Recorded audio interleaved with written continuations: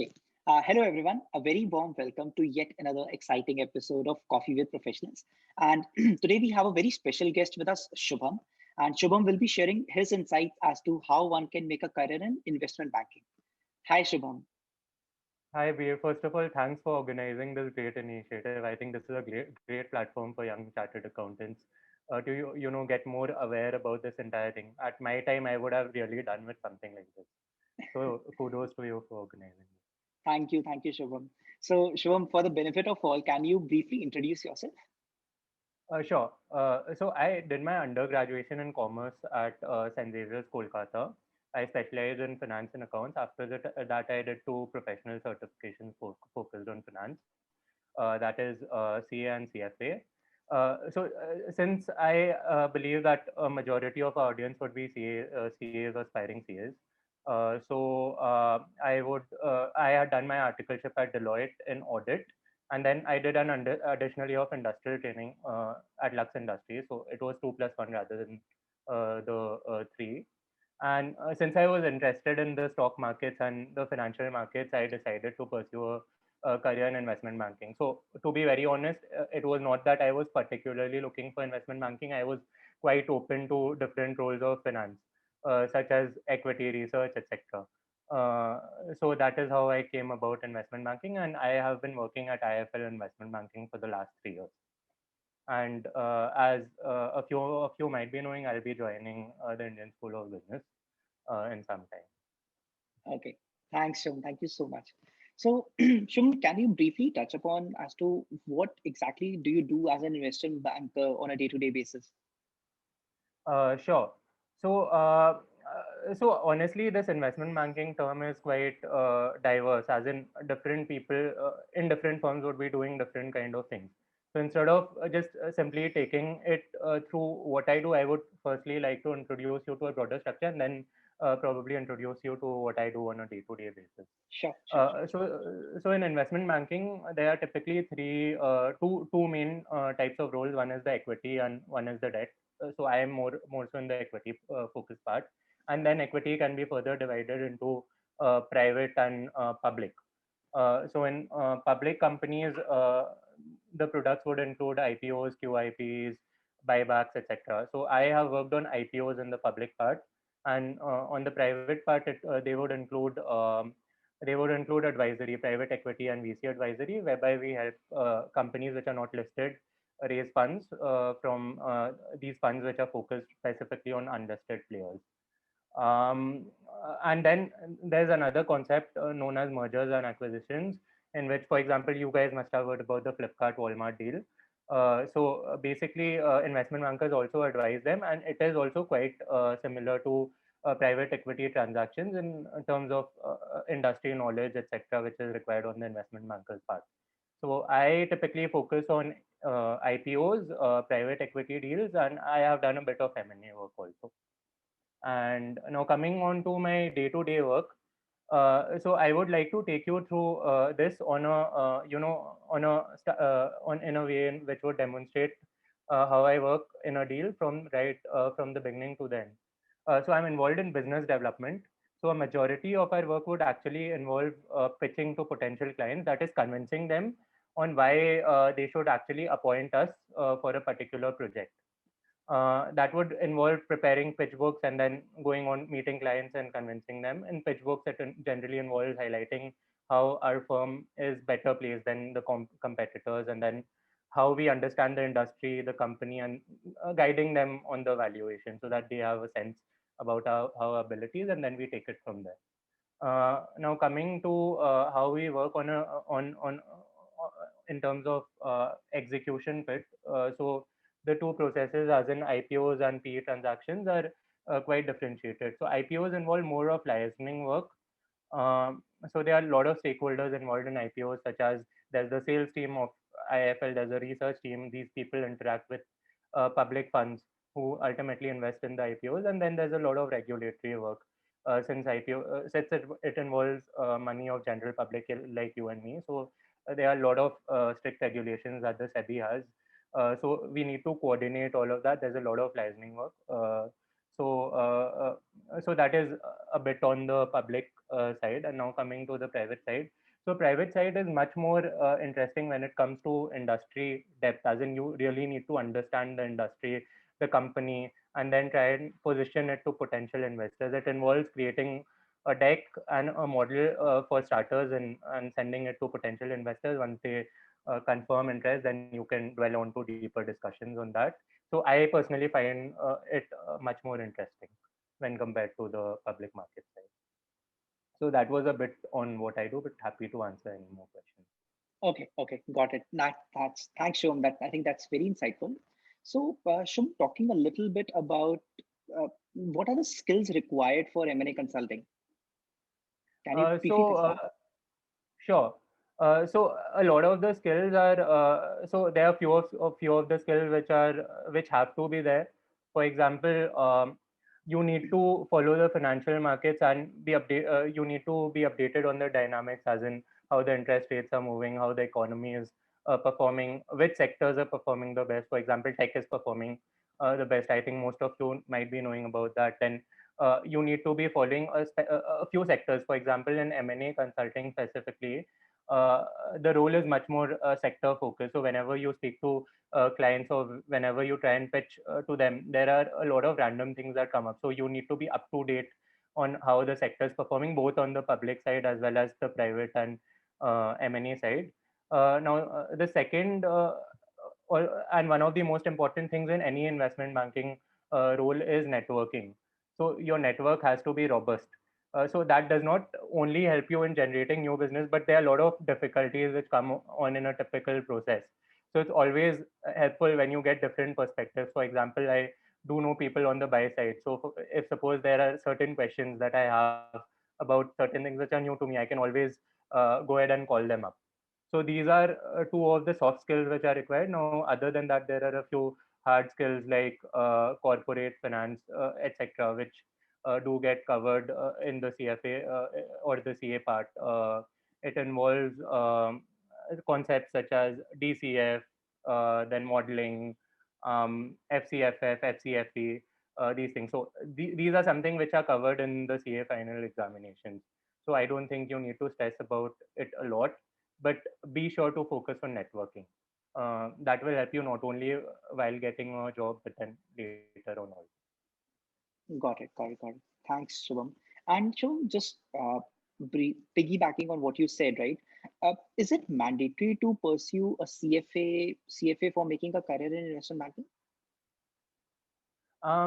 So since I believe most of the audience are from a CA background, so I don't think a CFA actually adds a lot of value personally. So a few companies might be giving preferences, but in general, it's not that if you're a CA, you know about most of the corporate finance and other concepts. So CFA is not that mandatory. To give you a perspective, I had actually cleared level one of the CFA examination before I joined. So I was not, I did, had not cleared all three levels before I joined my job.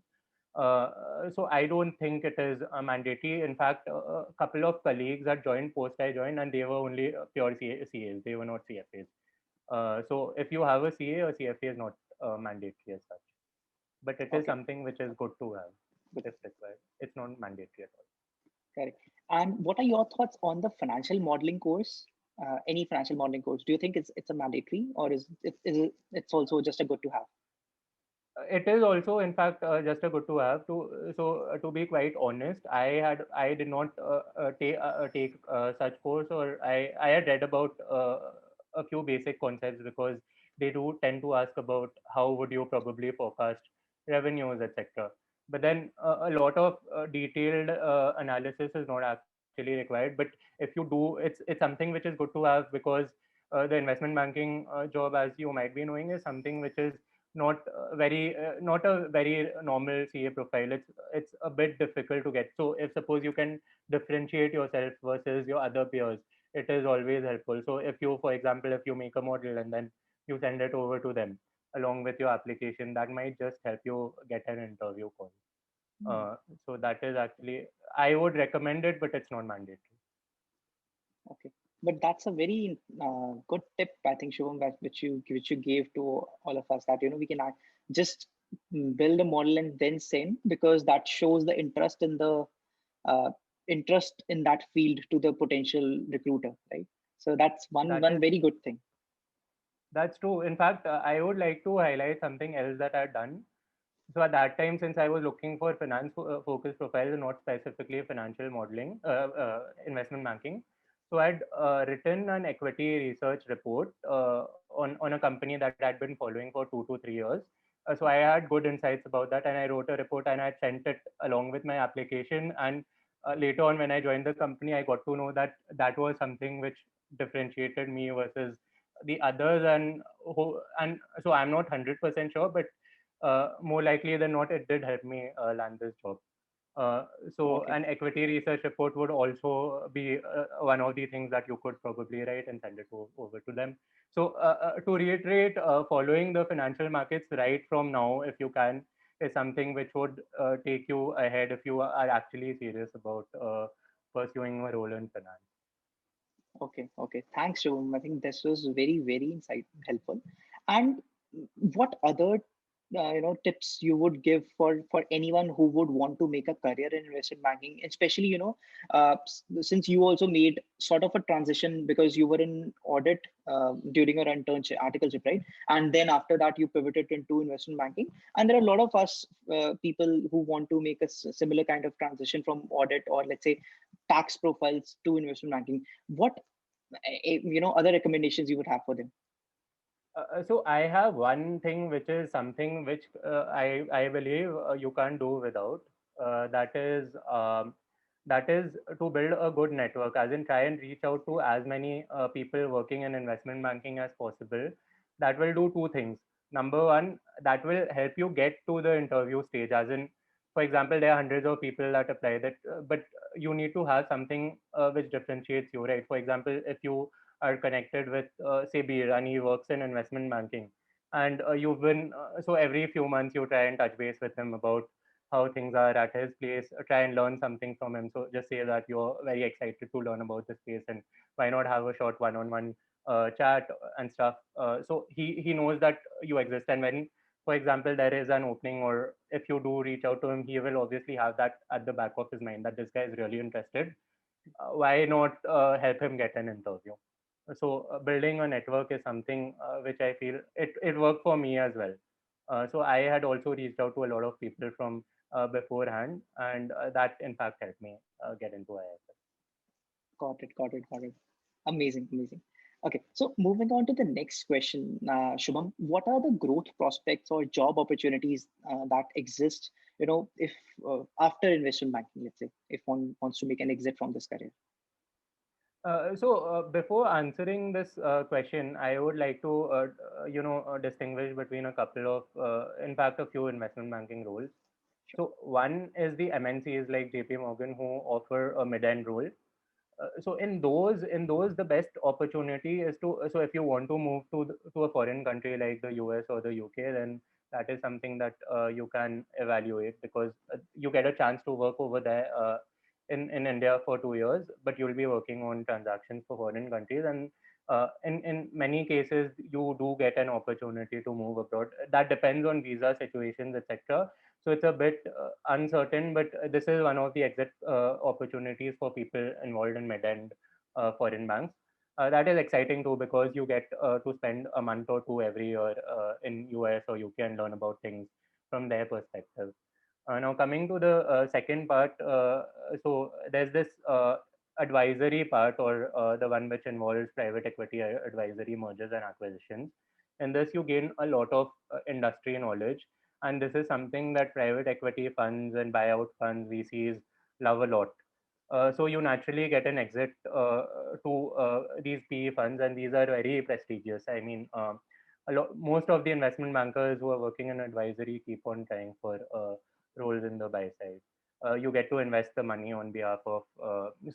In order to give you an example, you must have heard about funds like Warburg Pincus, SoftBank, True North. All these funds are these typical exit funds after investment banking advisory.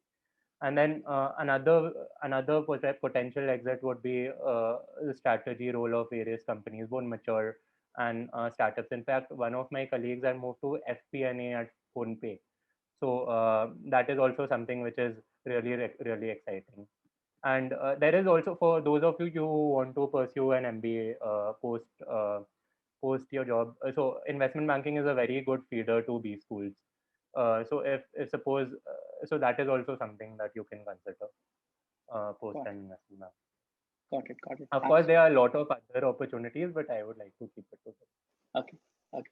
Okay. Thanks, Shubham. Now, moving on to a little personal question, and we've heard a lot about this, that investment bankers work like 18 hours a day, or say 80-hour work week is the typical tag, and living life in a suitcase. So, how exactly is the work life balance? So that is actually kind of true. I would not want to paint a wrong picture. So over the last, it is also seasonal at times. It depends on the markets and market related activity. So, for example, to give you context, during lockdown, there were days in which I literally worked 0 hours. In fact, weeks in which I did not even work for an hour or so. But then, just after lockdown, it has been around 16 hours a day, or including 7 days a week. So, way more than that 80-hour mark that I've been working on in an average. Uh, that is primarily because the markets were quite robust for initial public offerings. You all must have followed it. A lot of IPOs have happened, and then so you need to step up your work because you can't. Firms can't keep on hiring. I mean, it's a seasonal business, so at those times you do. But it totally depends on the kinds of firm you're involved, firms you're employed for. For example, all these MNC bulge bracket firms make you work for around 14 to 16 hours on an average. Also, Indian firms like Avendus, which are focused on advisory, do that. But mostly these firms such as Motilal Oswal, IIFL, JM, ISEC, all these ECM focused traditional investment banks typically have 12-hour on an average. Except for the last year, I also worked for 12 hours on an average. Got So it. Got it. Got it. Awesome. and Awesome. Thanks, Shubham. So, moving on to the last question that I have for you. Any tips for the CA aspirants or people who want to make a career in this? All I'm thankful to you that you've already shared a lot of tips, but apart from that, if you like to share anything else. Um, so honestly, I would like to reiterate the networking bit because there are two aspects of cracking an interview. Number one and foremost is that you have to get an opportunity to interview, and for that, network is really important. I can't stress on it enough. Once you get an opportunity to interview, then only your other hard skills will come into play, most of which are acquired through CA. You can obviously do something which goes beyond that. For example, as I mentioned, make a financial model or an equity research report. But then before that, you need to go and get that opportunity to interview. So networking is the most important thing. Okay, okay, okay. Thank you, Shom. That was very wonderful, and I'm really grateful to you for sharing those personal insights, right? And first, for the benefit of all guys, I'll be sharing the link of LinkedIn profile of Shubham in the description of the video. So if you have any questions, please feel free to reach out to him. Sure, guys. Do feel free to ping me anytime. And I would also once again like to thank Beer for organizing this brilliant initiative, whereby people can be more aware of what they actually want to do before going ahead and trying it out. Okay, thank you, Shubham. Thank you. Thanks a Thank lot. you.